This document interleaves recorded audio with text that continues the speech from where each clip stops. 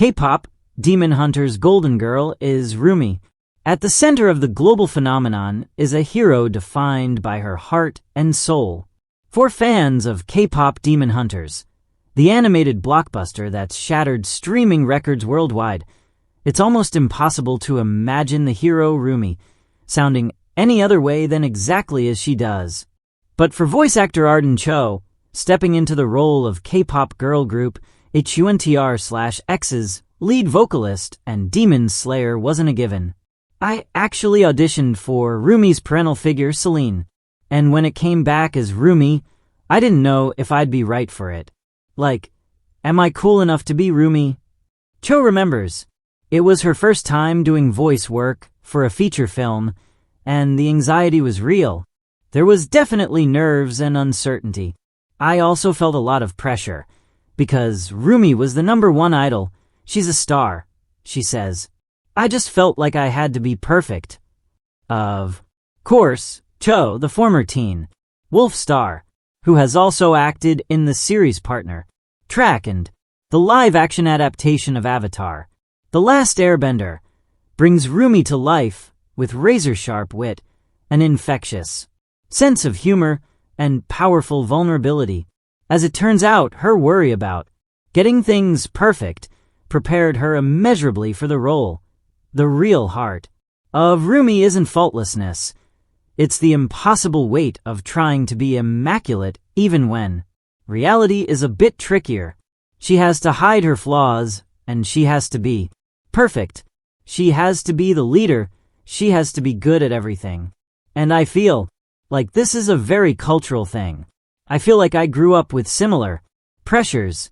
And I think when you grow up feeling like you have to be so perfect, you don't really get a chance to figure out who you really are, Cho says.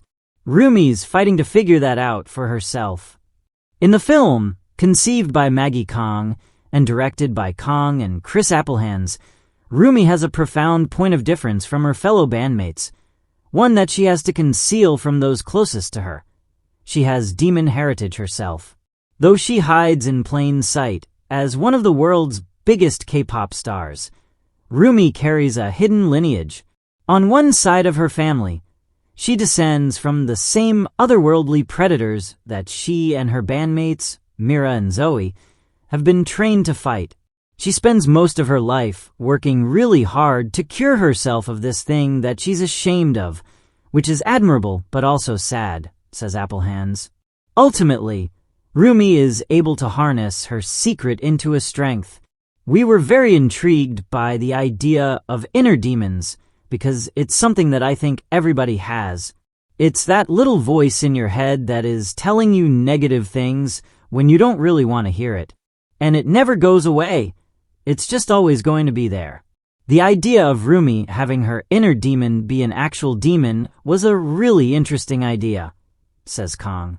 We wanted to tell people you can make a choice about how you want to live your life, even though there's this little voice that's nagging you. Cho only inhabits one half of Rumi's identity. For her singing voice, the creators turned to singer-songwriter EJ, born Kim Eun-jae, who not only voices Rumi in the film's many musical segments, but in some cases co-wrote the melodies and lyrics behind her hits. That includes HUNTR/X's Ode to Empowerment, Golden, which has topped the charts in more than 15 countries, including the US. The track's origins were as humble as they come. I was on my way to the dentist, and I heard a melody in my head. I'm like, I have to record this. Literally on my phone, she remembers. Those are moments. As a songwriter, that's just a miracle. What started as a brief voice note is today a song without borders, an emotional touchstone cherished by listeners across the globe.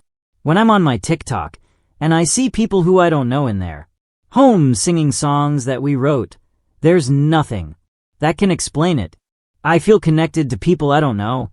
EJ says, it's such a hopeful song. I feel like we need hope right now. EJ, now based in Brooklyn, New York, was born in Seoul and once trained to be a K-pop artist herself. enduring the famously rigorous programs that drill everything from vocals to dance to music production. Though she ultimately moved to New York to strike out on her own, those early experiences in Korean entertainment gave her a visceral understanding of Rumi, a K-pop superstar, on a deep level. It's very competitive. You can't show weakness. You gotta put your best foot forward all the time. Be great at singing, dancing, and look great physically. I think that made me push a lot of my insecurities down, she says. But if you do that, the insecurity grows. And I think that I really try to bring that emotion into the singing and the writing. In Rumi's climactic moment, when she must embrace her own imperfections one final time to vanquish the demons and save the world, she sings what it sounds like. A soaring anthem for anyone who has ever felt different from everyone else, who has faced life's trials and emerged triumphant. It's a track about finding the beauty in the broken glass, which EJE imbues with a fiery sense of purpose. Rumi decides her mission is to acknowledge the fact that we're all unique and that we're all individuals and get to be individuals. That is what creates harmony. Trying to communicate that with her voice, says Ian Eisendrath, the film's executive music producer. She is singing in her most authentic, rich, not squeaky clean K-pop sound. What she's saying is, this is my voice without the lies. This is who I really am. This is what I look like. We wanted it to almost be like a battle cry. Ultimately, Rumi's power is not just in how remarkable she strives to be, but in how relatable she already is. Maggie created this story, and she has a daughter. And so, when she would share about this, I was like, yeah, this is why I became an actor, so that one day I hope that girls growing up like me wouldn't think, I want to be someone different, that they would want to be who they are, says Cho. In that way, Rumi becomes less a character than a compass, a role model whose reach spans generations. I am much older than Rumi, but I feel like it's still something you have to remind yourself of, just to be happy with who you are and not try to be someone else. Rumi's fighting to figure that out. Cho says, and I love that journey.